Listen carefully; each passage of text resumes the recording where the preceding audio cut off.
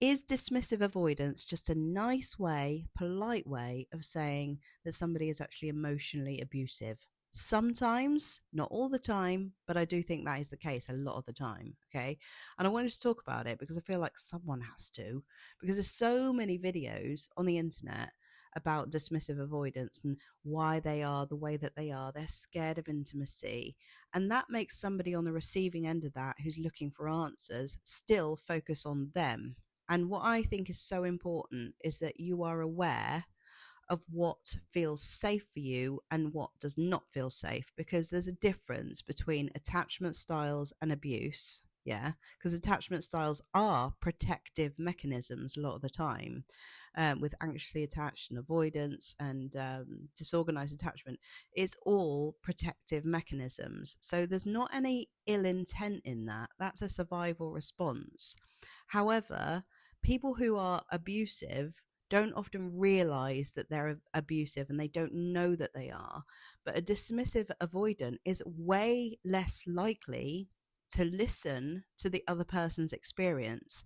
And this is where things like gaslighting, stonewalling, silent treatment, fault finding, all these things start creeping in. And before you know it, that is not a safe relationship.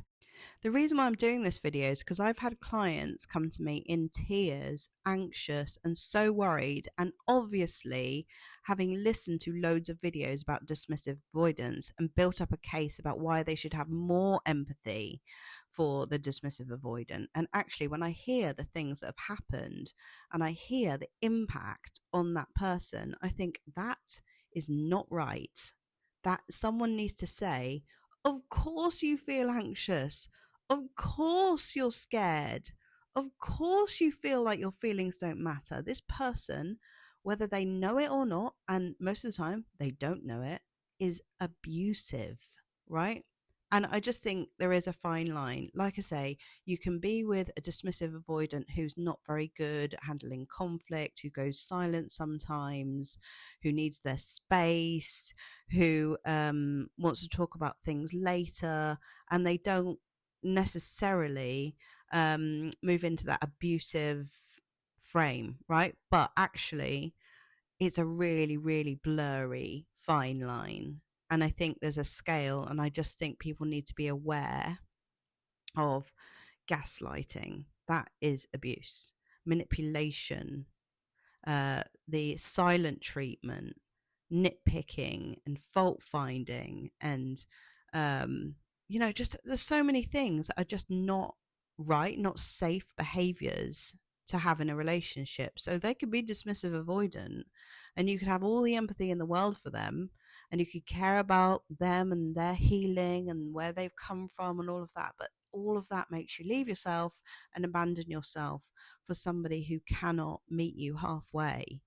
And I think, a lot of the time like I say, there's so many videos on the internet that fuel people's attachment to someone who is unsafe to be with, unfortunately. And it's a very, very validating for someone who really needs to hear this. So I needed to do this video to say there is a difference, and you have to be mindful of what you're actually tolerating, because people who have high empathy are more likely to tolerate this kind of bullshit. I mean, don't mean all people who have loads of empathy, but it's usually people who've grown up in an environment where they did have to tolerate things, where their feelings didn't matter, where they had to be highly attuned to their environment in order to stay safe.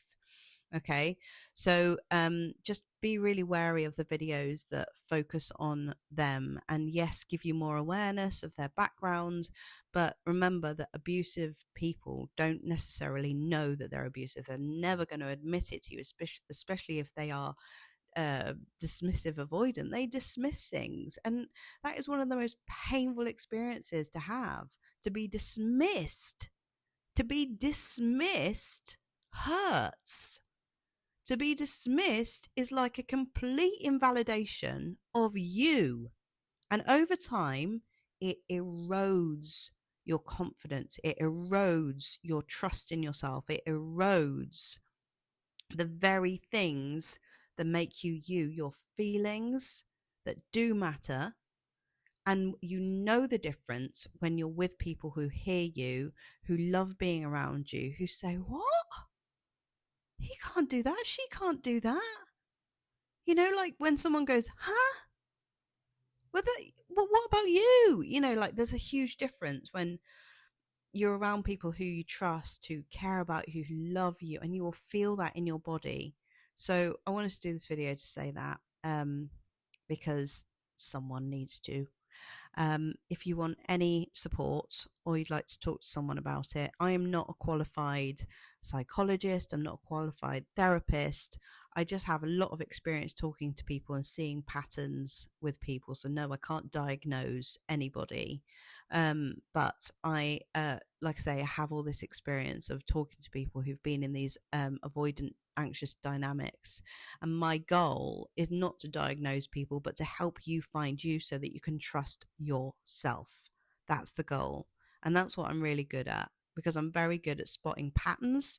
I'm very good at reconnecting people back to their own voice and their own sense of self through whatever makes you you. Okay. And it's not about me helping you or any coach helping you. It's about you being asked the right questions so that you can have the answers and bring forth the answers within yourself.